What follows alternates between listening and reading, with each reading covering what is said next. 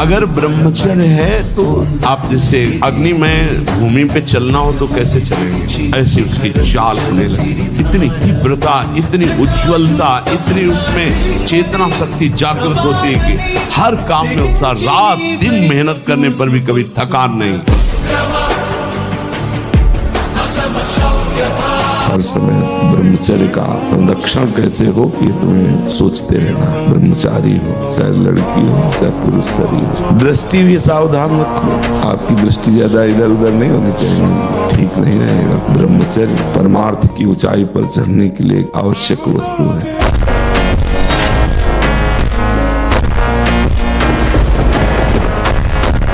मैं नौजवानों से फिर कहना चाहता हूँ, हिम्मत मत हार, फिर उठे, अपने गांडीव की टंकार सुना और इस वासना के युद्ध में अपने ब्रह्मचर्य की हुंकार सुना और कह दे कि अब की बार युद्ध हुआ तो आर पार होगा और वासना पर सीधा प्रहार होगा और मेरा ब्रह्मचर्य पर पूर्ण अधिकार होगा।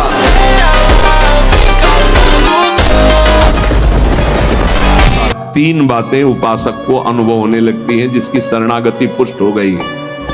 भगवान मेरे समीप हैं, देखो महापुरुषों के वचन, भगवान सहस्त्रों हाथों से मुझे घेरे हुए हैं, भगवान मुझे स्वीकार कर चुके हैं। ये तीन बातें शरणागत के अंदर आ जाती हैं। देखो आपको अनुभव होता है भगवान मेरे समीप है। अगर नहीं हो रहा तो अभी आपका कोई है, इसीलिए नहीं हो रहा। इसके लिए पूर्ण ब्रह्मचर्य की आवश्यकता है, जरा भी चूक नहीं। जैसा कह रहे वैसा प्राण सूक्ष्म होने लगेंगे, मन एकाग्र होने लगेगा, शरीर शांत होने लगेगा, चंचलता रहित। पर एक बार पसीना पसीना, एक बार भीषण कष्ट प्रतिदिन, जब तक शून्यावस्था नहीं आती शरीर की, तब तक उस साधक को यही पापों को भस्म करता है। यही आसन उसको दिव्यता प्रदान करते हैं। आजीवन के लिए काम रूपी वेदना से मुक्त हो जाएगा। जे ही ऊर्ध्वरेता ब्रह्मचारी हुआ, संकल्प ही खत्म काम का, नष्ट हो जाएगा। एक ऐसी परमानंदमय स्थिति योगी की, वही सब बिना कुछ किए ये स्वाभाविक हो जाएगा यदि नाम जब श्वास प्रश्वास से किया जाए। ध्यान रखना, एक इतना कठोर और एक इतना सहज। श्वास प्रश्वास पर ध्यान है, हर समय नाम चल रहा है, वो सब बड़े शीतल प्रकृति से जागृत कर देगा। कुंडली जागृत हो जाएगी, सुषुम्ना मार्ग संचारी संचरण होने लगेगा। नाम जप में सब सामर्थ्य विराजमान है। इसीलिए बार बार हम आप सबको महापुरुषों के वचनों से बलवान बनाना चाहते हैं। कोई भी रोग ऐसा नहीं है जिसकी सामर्थ्य कृष्ण नाम में दूर करने की, राधा नाम में।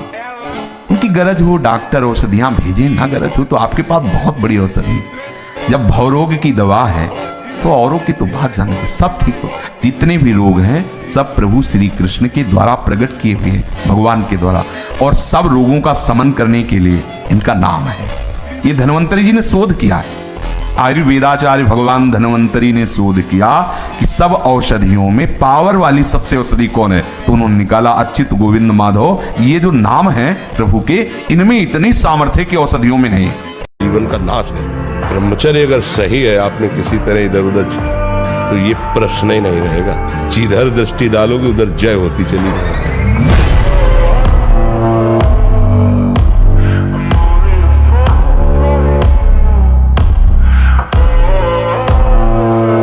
पर सिद्धासन और पद्मासन में बैठने की वो भूल न करे जिसका ब्रह्मचर्य ठीक नहीं है। भूल न करे, नहीं शरीर पीड़ा और रोग से ग्रसित हो जाएगा। ये वायु को संशोधित करके, चर्बी को भस्म करके, शरीर को शांत करके और मन को एकाग्र करके, प्राणों को सूक्ष्म करके भगवत प्राप्ति कराने में बहुत ही सहयोगी आसन है पद्मासन और सिद्धासन। लेकिन उसके पहले ब्रह्मचर्य का नियम नहीं, तो इन आसनों पे बैठने की भूल न करें। निद्रा, तंद्रा, आलस्य, विक्षेप, संशय, ये जिसके जीवन में अधिकायत है उसका सर्वनाश निश्चित हो जाता है साधना का। नींद पर काबू पाओ, निद्रा के अधीन मत हो, ये बहुत बड़ी शत्रु है, ये भजन का नाश करने वाली है। इसको मत ये सोचो कि अभी तो नई अवस्था है, नहीं, इसी अवस्था में इसको काबू पालो। उपासक एमिन मन तेमिन भगवान। जैसी तुम्हारी मन स्थिति वैसी तुम्हें सृष्टि दिखाई देगी। अगर तुम्हारा मन भगवदाकार है तो सब भगवान दिखाई देंगे, तुम्हारा मन कामी है तो सब कामी दिखाई देंगे। एमिन मन तेमिन भगवान, जैसा तुम्हारा मन वैसे ही तुम्हें भगवान कानबो। जाकी रही भावना जैसी प्रभु मूर्ति देखी दिन तैसी। इसलिए अपनी भावना को सुधारो, भक्ति का फल है भाव शुद्ध हो जाना। अगर आप 5 वर्ष ब्रह्मचर्य रहे केवल इसलिए कि जो हमारी संतान हो वो बहुत देशभक्त, हरिभक्त, बलवान, विद्वान, ज्ञानवान हो, और आप नियम से दोनों भजन करो, और 5 वर्ष बाद गर्भाधान करके संतान उत्पत्ति के शास्त्र सिद्धांत अगर वो महापुरुष न पैदा हो तो बताना। अगर उठने में तुम्हें तकलीफ ना होने लगे कहना। अगर बादाम ज्यादा खाओगे तो लीवर खराब हो जाएगा। कुछ दिन बाद देख लेना, ये जो लोग कहते हैं ना कि अरे बाबा लोग सब कहते हैं, देख लेना तुम्हारे पुरखा पानी पा जाए। ब्रह्मचर्य एक वो महान आशीर्वाद है। आपसे कोई और साधन न बनता हो, यदि ब्रह्मचर्य है एक अपार शीतलता, कोई भी रोग तुम्हें परास्त नहीं कर सकता। सच्ची बुखार है, किडनी फेल है, दर्द है, एक नवीन उत्साह, एक नवीन बल तुम्हें कहीं झुकने नहीं देगा।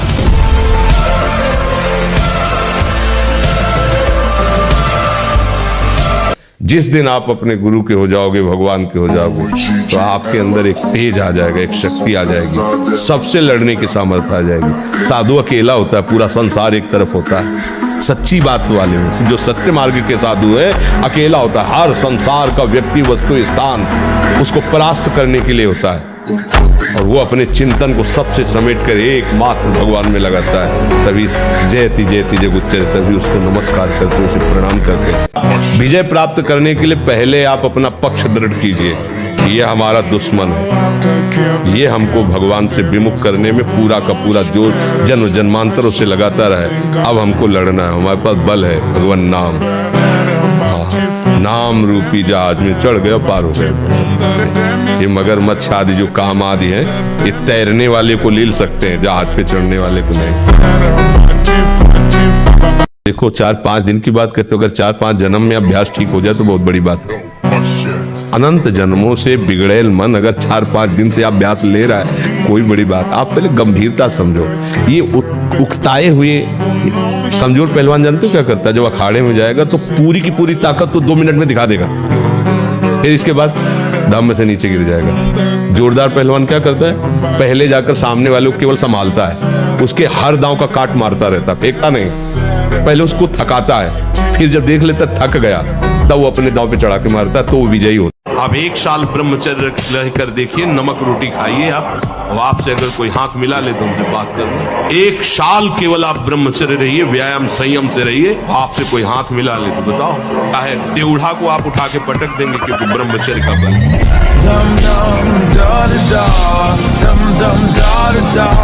नीचे सीढ़ी से शुरू करो और ऊपर तक जाओ, फिर नीचे आओ, फिर ऊपर 11 बार करो, देखो पसीना आ जाएगा। ब्रह्मचारी बनना है तो ब्रह्मचर्य पचाने के लिए भी तो चाहिए ना। अब आधा घंटा पद्मासन 30 मिनट कोई बहुत नहीं होता। बैठ करके आप प्राणायाम, अनुलोम विलोम, आपका शरीर स्वस्थ रहेगा। जैसे हम शास्त्र स्वाध्याय करते हैं उसी भावना से आप विद्या, आप देखो अगर स्मृति आपकी प्रवीण ना हो तो बताना। भगवान करे आगमा पर ये आता जाता है। कहाँ आता जाता है? अहंकार में आता जाता है। इसके घर का दरवाजा बंद करना पड़ेगा आने का। जब तक आप अपने में कुछ भी बल समझते हैं अहंकार, तब तक ये आपको परास्त करता रहेगा। और जिस दिन आप निर्बल होकर प्रभु की शरण में इस अहंकार को समर्पित कर दिए, फिर किसी की ताकत नहीं कि आपको परास्त कर सके। 100 बार गिरेंगे फिर भी हम चढ़ाई करेंगे इस पर। इसका अभ्यास है हमको नष्ट करने का। तो आज से हम प्रण लेते हैं कि तू हमें कितनी बार गिराएगा। अविनाशी का बच्चा हूँ, अविनाशी ही हूँ। शरीर बदलते रहेंगे लेकिन हम तेरे को देख लेंगे, एक दिन तुम जीत जाओगे। ये घबराने वाला मार्ग नहीं, डरने वाला मार्ग नहीं, उदास होने वाला मार्ग नहीं। 100 बार गिरो फिर भी पीछे मुड़ो मत, अगला कदम आगे बढ़ाओ, जीत जाओगे। एक बार इस रसेंद्री को काबू में किया जाए, भोजन पर सावधान, थोड़ा अल्पाहार, सब इतना जिससे हमारे प्राणों का पोषण हो जाए, सब ठीक हो जाएगा। आप देख लेना। अल्पाहार, अगर भोजन सुधार नहीं होगा तो फिर भजन में सुधार। भोजन बहुत प्राण शक्ति प्रबल है आपकी, ऐसे नहीं निकल जाएगी। बहुत प्राण शक्ति बलवान होती है। वायु, अन्न, जल उचित चला गया तो खूब साधना बनेगी। रसेंद्री ठीक हुई तो सब ठीक हो जाएगा। शास्त्रों में वर्णन किया गया धैर्यवान वही है जो रसेंद्री और जनेंद्री को, बस 2 इंद्रियों की चर्चा हुई और तो सब अपने आप हो जाएंगी। और रसेंद्री प्रधान, रसेंद्री ना हुई तो फिर आगे जो राग पूर्वक भोग, कोई भी भोग किया जाए वो बिल्कुल द्रवित हृदय में छप जाता है, बार बार पीड़ा पहुंचाता है, ना चाहते हुए भी साधक का पतन कर देता है। मन कहां से पीटा जाता है? इसकी मांग को ना कर दो, बस इसकी पिटाई शुरू हो गई। ये कह रहा है ये चाहिए, उसके विपरीत नहीं।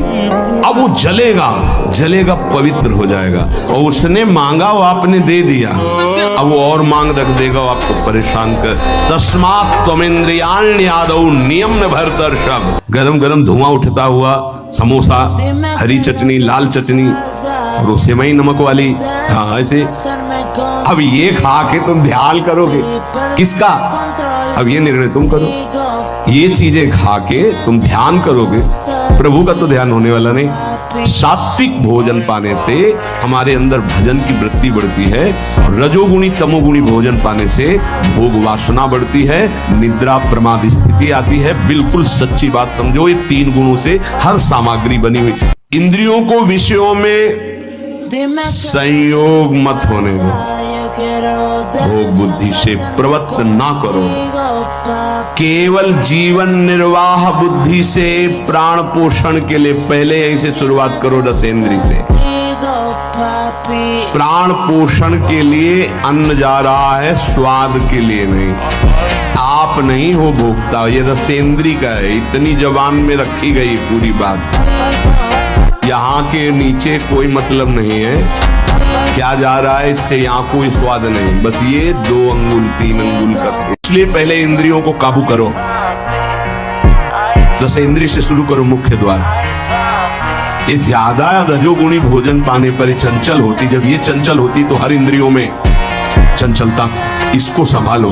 उचित आहार, सात्विक आहार, कम स्वाद वाला आहार, बच जाओगे। ज्यादा स्वादिष्ट पाने की कोशिश मत करो। अगर रसेंद्री स्वाद नहीं छोड़ पाए तो जनेंद्री का स्वाद छोड़ पाना बड़ा कठिन हो जाएगा।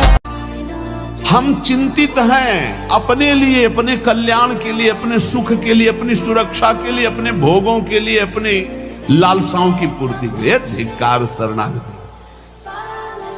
जब सर रख दिया प्रभु के चरणों में तो अब मुझे कोई परवाह नहीं, मस्त हो जा। प्रपन्ना समदृशो भगवत प्रपन्ना।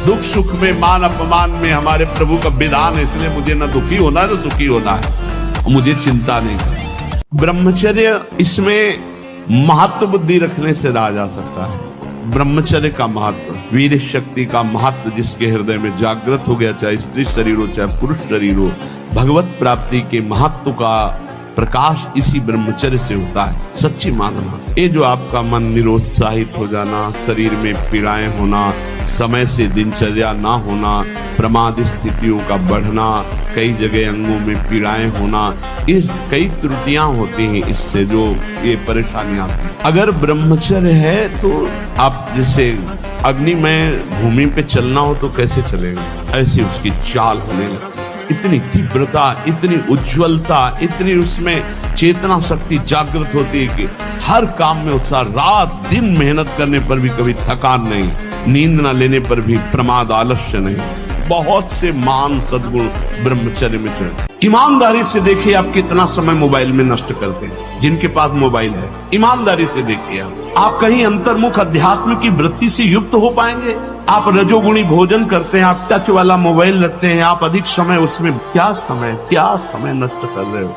एक एक सेकंड इतना है, जब कोई जरा सी व्यर्थ की बात करता तो चिड़चिड़ाहट पैदा होती कि ये तुम अपना समय नष्ट कर रहे हो। अरे जितने सेकंड में हम राधा राधा बोलते हैं उतने में तुमने व्यर्थ बात सुना दी, व्यर्थ बात। आप भगवत मार्ग के पति हैं, आपका बिल्कुल एक एक मिनट बड़ा कीमती है। ब्रह्मचर्य, इसमें महत्व बुद्धि रखने से रहा जा सकता है। ब्रह्मचर्य का महत्व, वीर शक्ति का महत्व जिसके हृदय में जागृत हो गया, चाहे स्त्री शरीर हो चाहे पुरुष शरीर हो, भगवत प्राप्ति के महत्व का प्रकाश इसी ब्रह्मचर्य से होता है। सच्ची मानना, ये जो आपका मन निरुत्साहित हो जाना, शरीर में पीड़ाएं होना, समय से दिनचर्या ना होना, प्रमाद स्थितियों का बढ़ना, कई जगह अंगों में पीड़ाएं होना, ये कई त्रुटियां होती हैं, इससे जो ये परेशानियां आती हैं। अगर ब्रह्मचर्य है तो आप जैसे अग्निमय भूमि पे चलना हो तो कैसे चलेंगे, ऐसी उसकी चाल होने लगती। इतनी तीव्रता, इतनी उज्ज्वलता, इतनी उसमें चेतना शक्ति जागृत होती है कि हर काम में उत्साह, रात दिन मेहनत करने पर भी कभी थकान नहीं, नींद न लेने पर भी प्रमाद आलस्य नहीं। बहुत से मान सद्गुण ब्रह्मचर्य में चले। मार इस काम को नष्ट कर, तस्मात् त्वम् इंद्रियाण्यादौ नियम भरतर्षभ। ये महाभारत सबको लड़नी पड़ेगी, महाभारत सबको लड़नी पड़ेगी। अगर आपको अपने स्वराज्य सिंहासन पर बैठना है, मुक्त होना है, तो ये युद्ध स्वीकार करना पड़ेगा, ये चुनौती स्वीकार करनी पड़ेगी। भगवान कह रहे इंद्रियों को वश में कर ज्ञान विज्ञान का नाश करने वाले इस महापापी काम को अवश्य बलपूर्वक मार। मन निश्चल राखे धनी धनी जननी तेरी रे, नरसिंह मेहता जी। इंद्रियों को वश में करो। नेत्र सबसे खतरनाक, इनको बहुत सावधान रखो, बहुत बहुत। ये चंचलता, नेत्रों की चंचलता। भगवत चर्चा हो रही तो हो सकता है शब्द ना सुन पाओ, लेकिन विषय चर्चा हो रही है तो आप 10-5 हाथ दूर हो गए तो भी श्रवणेंद्री पकड़ लेगी क्या बातें हो रही। निंदा स्तुति विषय चर्चा, इंद्रियों को शासन में रखो, इंद्रियों को वश में करो, क्योंकि ये ज्ञान विज्ञान का नाश करने वाले महापापी काम इन्हीं के वशीभूत होकर तुम्हें नष्ट करते। मार डाल इस पापी को। वो कोई भ्रम है तो एक बार बॉडी देखो, जो इसने कभी मांस नहीं खाया, अंडा ने, क्योंकि संतों का आश्रित कोई ऐसा काम थोड़ी करेगा, तो जो हाँ और पूरा बल पूरा, और जैसे लोग कहते हैं ये नहीं बनेंगे तो ये भी दिखा दिया करो कि कैसे ये हाँ। तो देखो इससे क्या है, इससे हमारी समाज को जो हम चिल्ला चिल्ला के कह रहे हैं कि आप मांस मत खाओ, मछली मत खाओ, तो कहते हैं हम बलहीन हो जाएंगे, तो इससे प्रमाण मिलेगा कि संयम और साधना से कैसा बल आता है। आप मांस खाने से आप मोटे हो सकते हो, चर्बी बढ़ सकती है, लेकिन अगर आप ब्रह्मचर्य से हो, अध्यात्म में चलते हो, पवित्र आचरण करते हो, तो आप अपने से डबल वजन वाले को पटक सकते हो। तो आज क्या है, ना हम निगमा अनुशासन में है, ना गुरु अनुशासन में है, तो मन हमारा मनमानी आचरण करता और भ्रष्ट होते चले जाते हैं। बहुत विचित्र संसार, बहुत। अभी तो क्या है, कुछ दिन बाद और देखना। आज ही आप सत्संग में सुन रहे थे कि अभी वो समय नहीं आया जो कलयुग का समय है, अभी अन्य युगों से अच्छा है। आगे जो इसका स्वरूप आएगा वो और विचित्र है। मनमानी आचरण, केवल मनमानी आचरण, हरि गुरु की कोई महत्ता नहीं, कोई। आप प्रयास कीजिए, सफलता उसके हाथ में। वो क्या बनाना चाहता है, आपको क्या करना चाहता है, मालिक जाने ना। दिन है तो रात आएगी, रात है तो निश्चित दिन आएगा। आज असफलता है तो निश्चित कल सफलता होगी। आज सफल हो तो कल असफल होने के लिए तैयार रहो। ब्रह्मचर्य को बचाने के लिए 1 घंटा व्यायाम की जरूरत है। दवा कोई वर्जिश से बेहतर नहीं, नुक्सा है कम खर्च, बालानसेन शक्ति बढ़े फुर्ती लहे, चोट न अधिक पिराए, अन्न पचे चंगा रहे, कसरत सदा पाए।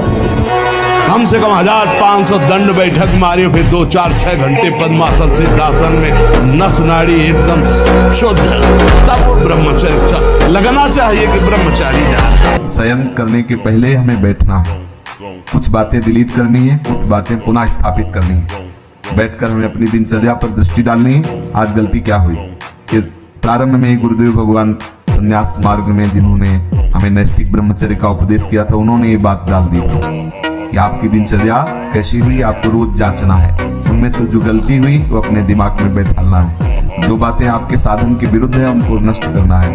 उनका नष्ट करना मतलब उनको स्वीकार ना करना होता है। जो गलती हुई आगे से ना हो, क्यों हुई ऐसा समझो। माता पिता भले कड़ुआ बोले, लेकिन जितना वो प्यार करते हैं ना हृदय से, दूसरा नहीं करेगा। चाहे जितना दुख हो, जब माँ ऐसे हृदय से लगा लेती ना, तो एक असीम आनंद मिलता है।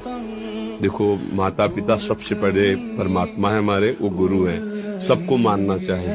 भाई, वो वृद्ध माता पिता का व्यवहार नहीं देखना चाहिए, वो चाहे गाली दें, कड़वा व्यवहार करें, पर आपको है कि जब तक उनका शरीर रहे, उनकी दासता से युक्त रहोगे तो जीवन सुखी। हम वैसे भी कहते हैं, हर परिस्थिति में जब तक जिसका जिससे काम निकलता है तब तक वो यार है, मित्र है, प्यार है, सब है। और जिस दिन काम लायक नहीं रहा तो न यार, न प्यार, न मित्र, न कोई संबंध नहीं। ये संसार बड़ा झूठा खेल वाला है। यहाँ स्वार्थ का सब प्रेम है, स्वार्थ हटा तो फिर कोई प्रेम नहीं करता।